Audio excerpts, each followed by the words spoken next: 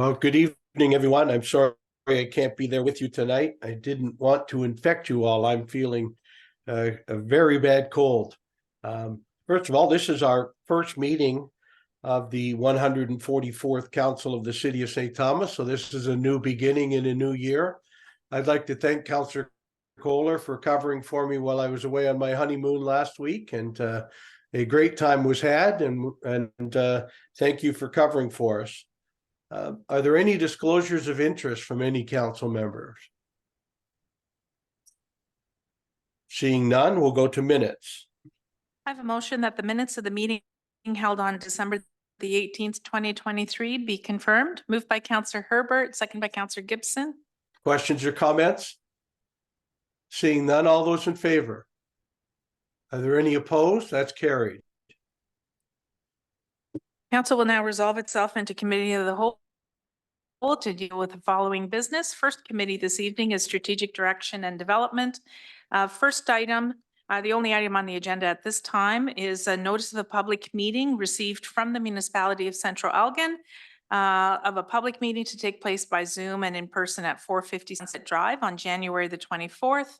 And that's relating to proposed zoning bylaw amendment to allow a 0.1 hectare parcel of land to be severed from 42483 Southdale line to be used for residential purposes in the Eagle Ridge subdivision. Unless there are any items from the members under this committee, Your Worship, I believe Councillor Clark has an item. Councillor Clark, please go ahead. Through Your Worship to the city manager, just a general question, wondering why these types of things come to us from outside jurisdictions when there's some zoning changes. Through Your Worship, I'm going to refer this to the clerk for her good advice. Thank you. When there are notices relating to official plans, zoning amendments, etc., if they're within 1 kilometer of the municipality, they're required to do so under the Planning Act. And so we want to make sure our council is aware that there's something happening in close proximity to our municipality. All right. Anything else under strategic direction and development?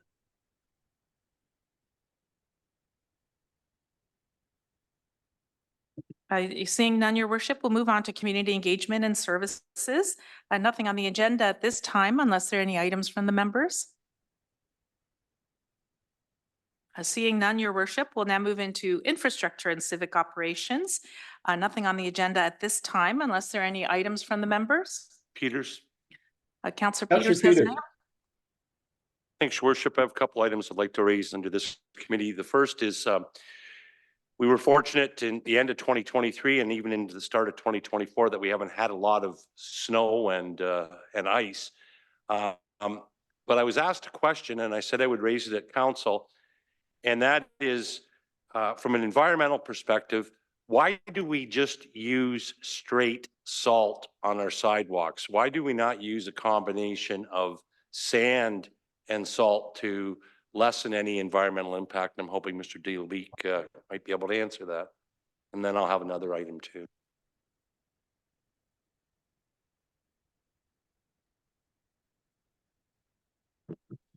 Through Your Worship to Councillor Peters, what you'd be referring to is what we call pickled sand.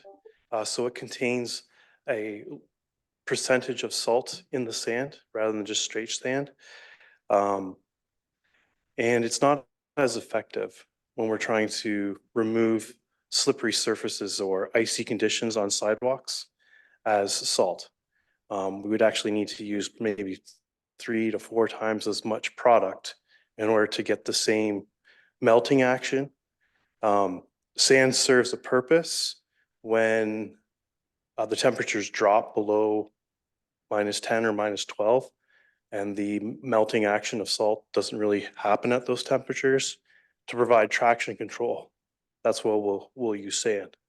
But at these temperatures, the most effective way to remove that icy or slippery surface is to apply a little bit of salt. So that's why you're seeing that salt application. Thanks, thanks very much for that. You have another issue, Counselor Peters? I believe Councillor Herbert may have a question on this. Oh, sorry. I should have raised my hand. So my fault, Your Mayor, Your Worship. I should have put up my hand. Yeah, go ahead. I think I do have a question. The question I have is, I walk my dog every night around the courthouse area, and there is so much salt on Stanley Street, you can't even see the street. It's just caked all the way down. I can't even walk my dog on it. He has to walk on the road or it kills his feet. But why so much? Why does it have to be poured on? I could take a shovel and shovel it. Like, why so much? That's my question. Kevin? Through the mayor to Councillor Herbert, that would likely be a localized incident of mechanical failure of the salt spinners. That's why you're seeing that application at that particular location. But driving through the city today, I didn't see that throughout all streets within the city. And Your Worship, I thank you very much, Your Worship. My second one was it's an item I raised previously. So I guess I'm raising it under old business regarding this committee, but it is the question of the potential of reopening Church Street. Construction began last week at 59 Walnut. The construction traffic is either going southbound on Stanley Street or trying to make a left turn onto Stanley Street to go northbound. They're also using Church Street, and the neighborhood this is just the beginning likely of 2 years of construction. And as I say, I've raised this before. I'd just like to know what the feasibility is of reopening Church Street between Center and Talbot. Kevin? Through the mayor to Councillor Peters, the reopening of Church Street through this section from Old Talbot to Walnut, the street is probably unlikely to happen because there's no real houses fronting onto that section at unopened road allowance at this point in time.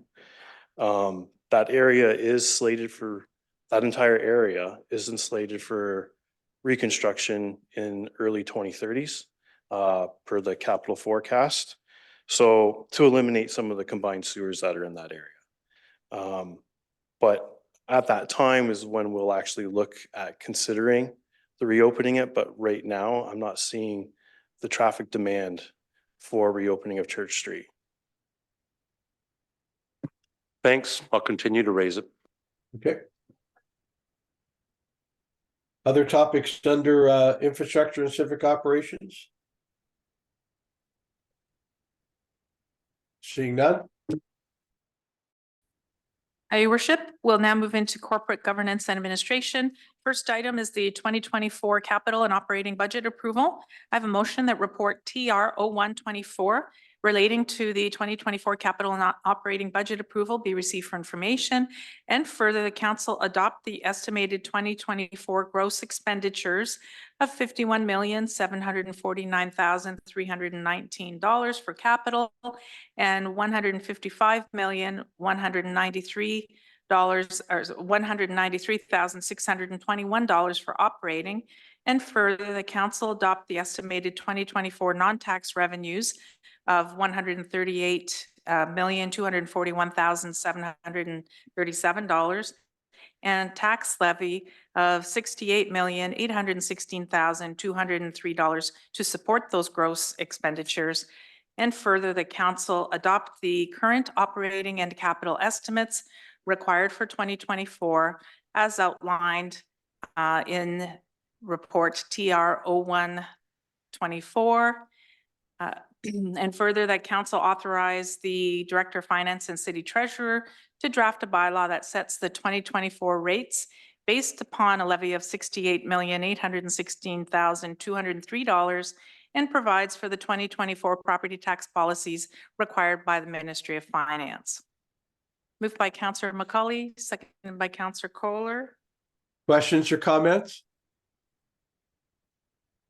Your Worship. Go ahead. I just wanted to take this opportunity to thank the leadership team and city staff for their work in bringing this budget forward. It's a responsible budget and, but much credit is due to staff. So thanks to all of them. Much agreed. Further comments or questions? I don't know, can you, Sorry, was that you, Councillor Herbert? yes, thank you, your worship.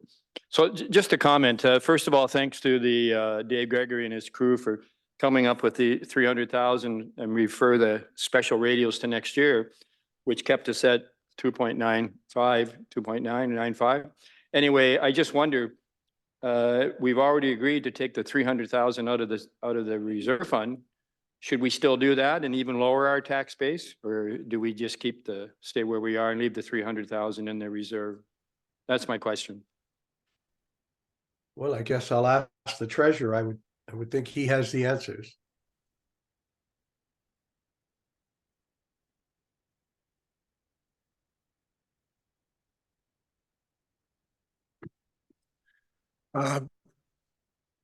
I would advise against that. We're already using quite a bit of reserve money to get the tax rate where it is. It is the option of council if that is what they want to do. But I'd advise against it. So I respect your opinion. Thank you. All right, thank you, Dan. Further questions or comments on the budget? Seeing none, all those in favor of the report? Are there any opposed? That's carried. Your worship, unless there are any further items from the members for this committee, Seeing none. council will now reconvene into regular session. I have a motion that the recommendations, directions, and actions of council and committee of the whole, as recorded in the minutes of this date, be confirmed, ratified, and adopted. Moved by Councillor Wookey, seconded by Councillor Baldwin Sands. Questions or comments? Seeing none, all those in favor? Are there any opposed? That's carried. No reports of committees this evening. We'll now move into petitions and communications. The first item is a letter received from the Elgin County Railway Museum and North America Railway Hall of Fame regarding the consent application by CN for the property at Station Street. If the members wish, I do have a motion that the letter received from the Railway Museum and North America Railway Hall of Fame be referred to the Planning and Building Services Department. Moved by Councillor Peters, seconded by Councillor Clark. Questions or comments? Seeing none, all in favor? Any opposed? Carried. Next item is a request from Positive Elgin Dog Festival that the festival proposed to be held on July 20th be declared a municipally significant event. I have a motion that the Positively Elgin Dog Festival proposed to be held on July 20th, 2024 in Pinafore Park be deemed a municipally significant event. Moved by Councillor Gibson, seconded by Councillor McCauley. Questions or comments? Madam Clerk, can you remind me what the difference is? If we make something a municipally significant event, I know in the past in some of them, it was so that they could be licensed at their event. I don't know if that's the intent for this one or not, but what makes something a municipally significant event in this case? Your worship, you are correct. In this particular festival, they are planning on having it licensed by AGCO and they're required to have it declared municipally significant. Okay, thank you. Councillor Herbert?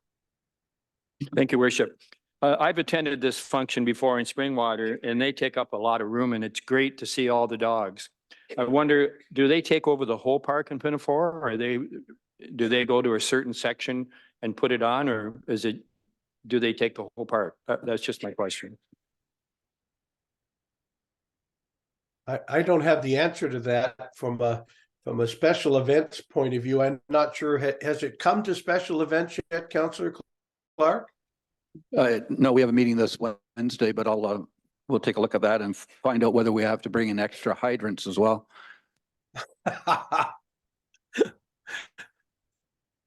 All right. Further questions or comments? Seeing none, all those in favor? Any opposed? Carried. Next item is a copy of a resolution received from Conmy Township regarding the disqualification of elected municipal government officials and municipal election candidates who have been convicted of a criminal offense for which they have not been pardoned. Next item is a copy of a resolution addressed to the Right Honorable Justin Trudeau, Prime Minister, and the Honorable Doug Ford from the town of Aurora regarding speech that incites community safety and violence concerns. Next item is a copy of a resolution from the City of Stratford addressed to the Minister of Finance regarding Canada Emergency Business Account Loan Support for businesses. Your Worship, those are the remaining items under petitions, unless the members have any further items under petitions. Counselor Gibson. Thank you, Worship. Yes, I'm part of the group that's organizing an event for those who have been displaced at 68 Hiawatha. I have a letter from Chuck Stafford, and he'd asked if I could read it out to the council and staff and the public that's listening in today, if that's okay. For you, Counselor Gibson, of course it is. Thank you. So first of all, Chuck would like to say certainly commend and very proud of the support of the City of St. Thomas has shown as the many emergency agencies which stepped up to help all these tenants from 68 Hiawatha in such an emergency crisis. This whole situation was handled with utmost caution and concern for everyone's safety. Dealer's Choice Band is hosting a benefit in St. Thomas Saturday, January 27th to do a community benefit at the St. Thomas Anglican Church, 20 Flora Street, to show our continued support under this situation. The benefit is called Dig in Your Heels. It invites all city councilors and your worship, Joe Preston, to please come out and support this event if you're able. Once again, all funds raised will be handled by myself, Rose Gibson, who we have assigned as your trustee for this event. The displacement of tenants will need continued immediate attention until all tenants are relocated. Thank you for addressing this here at council, and any additional support certainly is very much appreciative. Much respect, Chico Sanchez, Dylan Mars, January 4th, 2024. So the tickets will be available tomorrow at the church for advanced sales. Thank you. Well, thank you, Counselor Gibson. Will you please remind us the next couple of weeks under new business also, so we can continue to remind the folks at home too? Sir, thank you. Your Worship, will now move into unfinished business of council. Seeing no items, new business of council.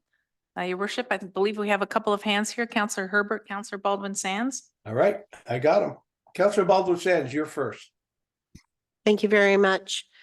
I would like to take this opportunity to talk about the success of the program that we had on Friday, December the 28th, where we welcomed the 7 scholarship for med school students into the community and members of their family as well, home for lunch. We presented their checks and goodie bags. And for the goodie bags, I have several thank yous. I'd like to thank Mayor Preston for his contribution, to Kettle Creek Conservation Authority for their contribution, to Councillor Gary Clark and the contributions from Catfish Creek Conservation Authority, and to Councillor Gibson for the contributions made through Shoppers Drug Mart.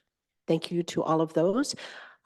Also in attendance was my fellow councillor, Councillor McCulley. I was hoping she would make some additions to this announcement. Thank you. Counselor McCulley?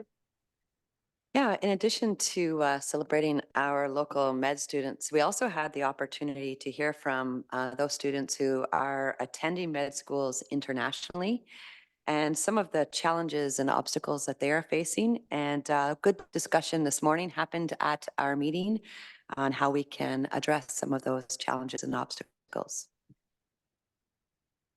Great. Counselor Herbert? Thank you, Worship. This is a voice of frustration that's going to speak now. Today, we received our information from Lou Popular today that, once again, we lost an appeal to the tribunal. This is the third one that we've had as a council that we fought hard for. We go through public meetings, we go through petitions, we do everything in our due diligence. And I will say kudos to the planning department. They do all the hard work. They show us all the what's right and what's wrong. But we tend to, and I'll just say for myself, support the taxpayer and fight for them. And then we end up losing when it goes to the tribunal.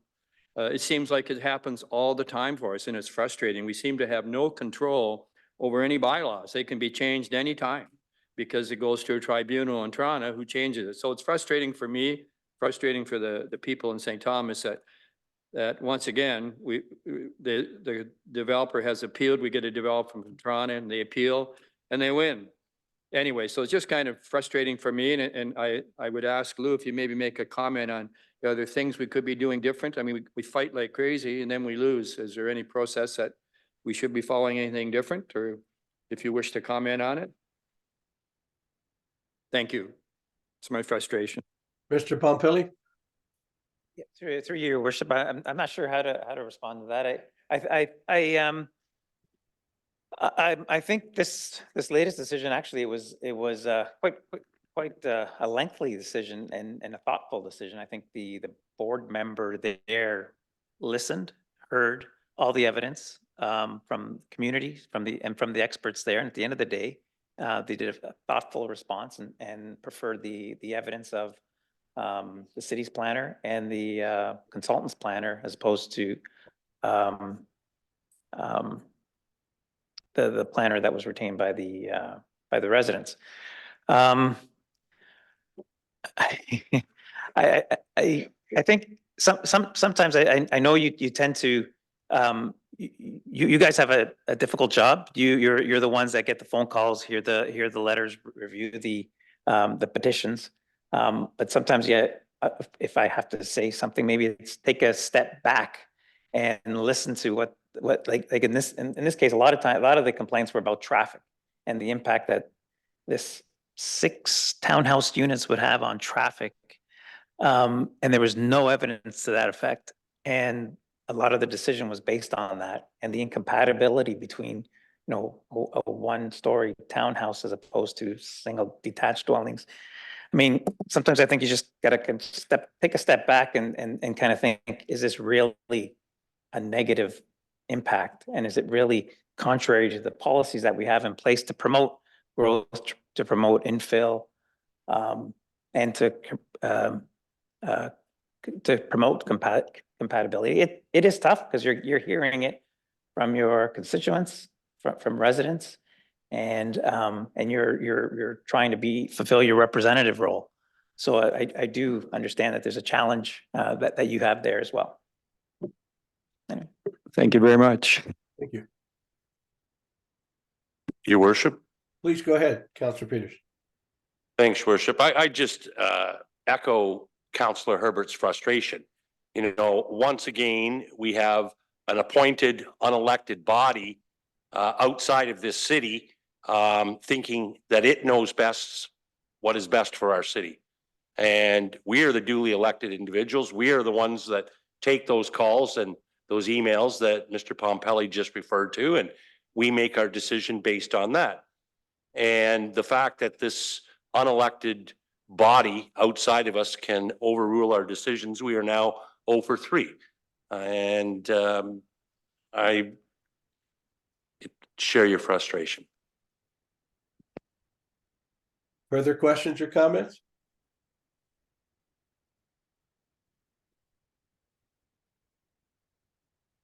Your worship, it doesn't appear as though we have any other items of new business. We'll now move into bylaws. I have a motion that leave be granted to bring in the bylaws, moved by Councillor Baldwin Sands, second by Councillor Clark. Questions or comments? Seeing none, all those in favor? Are there any opposed? Carried. I have a motion by Councillor Baldwin Sands, seconded by Councillor Clark, that the bylaws be now read a first time, referred to council and committee of the whole, and read a second time. Questions or comments? Seeing none, all those in favor? Are there any opposed? Carried. First bylaw, please. First bylaw is a bylaw to confirm the proceedings of the council meeting held on the 8th day of January, 2024. Questions or comments? Seeing none, all those in favor? Opposed? That's carried. Second bylaw, please. Second bylaw is a bylaw to authorize the mayor and clerk to execute and affix the seal of corporation to a certain agreement between the city and Smart AMS Inc. This relates to rental of the corporate jet hangar. Questions or comments? Seeing none, all those in favor? Opposed? It's carried. Third bylaw, please. Third bylaw is a bylaw to designate 114 Metcalf Street in the city of St. Thomas as a property of cultural heritage value or interest. Questions or comments? Seeing none, all those in favor? Opposed? It's carried. Fourth bylaw, please. Fourth bylaw is a bylaw to temporarily remove certain lands from part lot control, being lots 64, 65, and 66 on Plan 11M 260 in the Harvest Run Phase 3 subdivision. Questions or comments? Seeing none, all those in favor? Opposed? It's carried. Sixth bylaw, please. The next bylaw is a bylaw to authorize the mayor and clerk to execute and affix the seal of the corporation to a certain agreement between the city and 519 Developments Limited. This relates to a grant acknowledgement agreement under the Community Improvement Program for the property at 145 Ross Street. Questions or comments? Seeing none, all those in favor? Opposed? It's carried. Next bylaw, please. The sixth bylaw is a bylaw to authorize the mayor and clerk to execute and affix the seal of the corporation to a certain agreement between the city and TKFV Holdings Incorporated. This relates to site plan agreement for the property at 44 St. Catherine Street. Questions or comments? Seeing none, all those in favor? Opposed? Carried. Your worship, I rise to report successful passing of 6 bylaws. Thank you. I have a motion by Councillor Baldwin Sands, seconded by Councillor Clark, that the report of council and committee of the whole on the 6 bylaws be received and adopted. The same be read a third time, engrossed, signed by the mayor and clerk, sealed and numbered. Questions and comments? Seeing none, all those in favor? Any opposed? Carried. No public notices or notices of motion this evening. However, there is a need to move into closed session. I have a motion that this meeting be closed to deal with a matter of information explicitly supplied in confidence to the municipality or local board by Canada, the province of Ontario, or a crown agency of any of them, and a proposed or pending disposition of land. Moved by Councillor Wookey, seconded by Councillor Herbert. Well, thank you. Thank you. We will be moving now into closed session. We do have a public meeting at 6 o'clock, so hopefully the closed session finishes up in time for that. This council meeting will probably not come back into session, except to, at the end of the closed session, to rise from closed and adjourn council for today. So I thank you all for watching at home, and we'll see you all in another week. Questions or comments? Seeing none, all those in favor? Any opposed? It's carried. We're in closed.